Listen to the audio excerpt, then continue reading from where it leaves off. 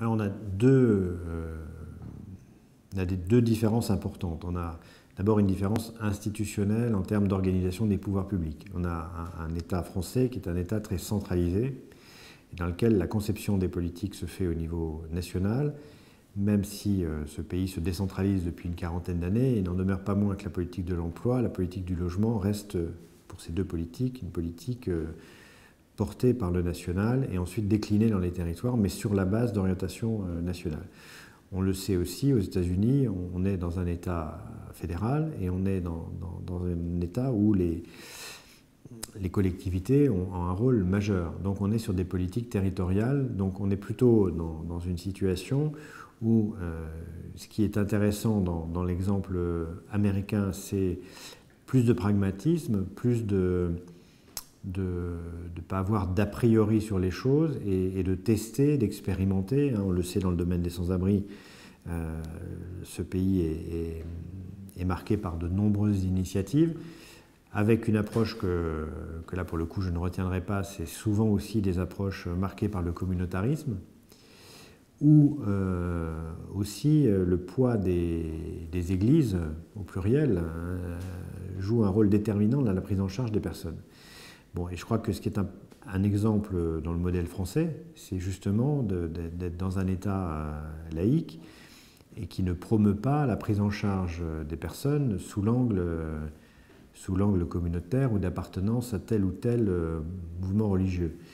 On a eu l'occasion de visiter ensemble, je ne sais pas si on peut le dire, mais enfin bon, à New York, un lieu d'accueil pour jeunes était quand même très marqué par à la fois l'orientation sexuelle et d'autre part je dirais le mouvement religieux qui le portait et que portait son fondateur. Donc il y a dans l'approche américaine ce côté pragmatique, ce côté liberté d'initiative qui est intéressant.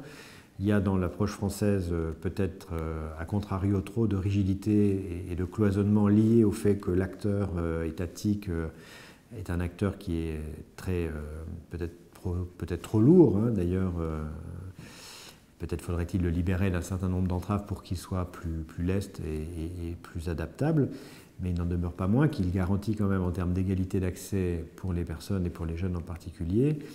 Il ne pose pas de conditions à l'entrée ou d'acceptation de tel ou tel. Donc je dirais un modèle pragmatique américain et aussi, encore une fois, où c'est important que le bénévolat aux États-Unis est quand même quelque chose de très marqué.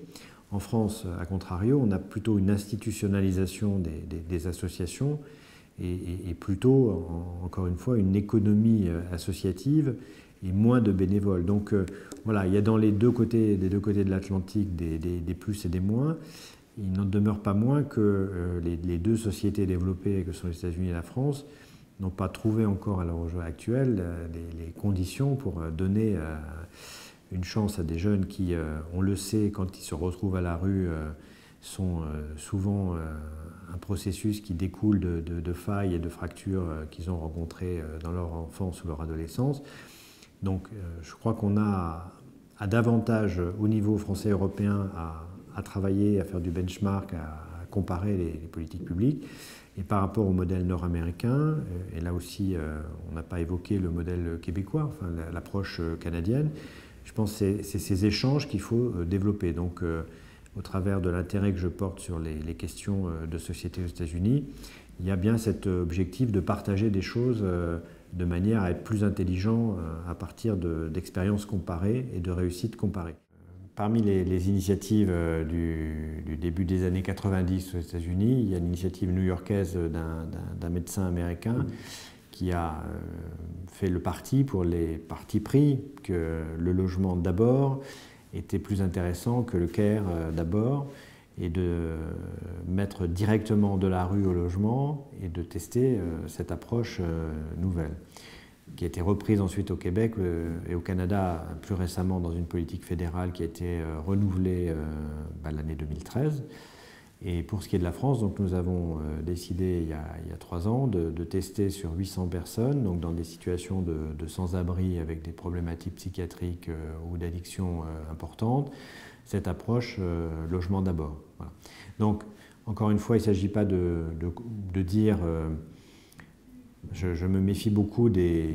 Il n'y a pas une théorie, il n'y a pas une approche. Hein, mais encore une fois, je pense qu'on ne peut pas se satisfaire que autant de personnes restent à la rue, et notamment les jeunes, puisque c'est le sujet qui vous intéresse.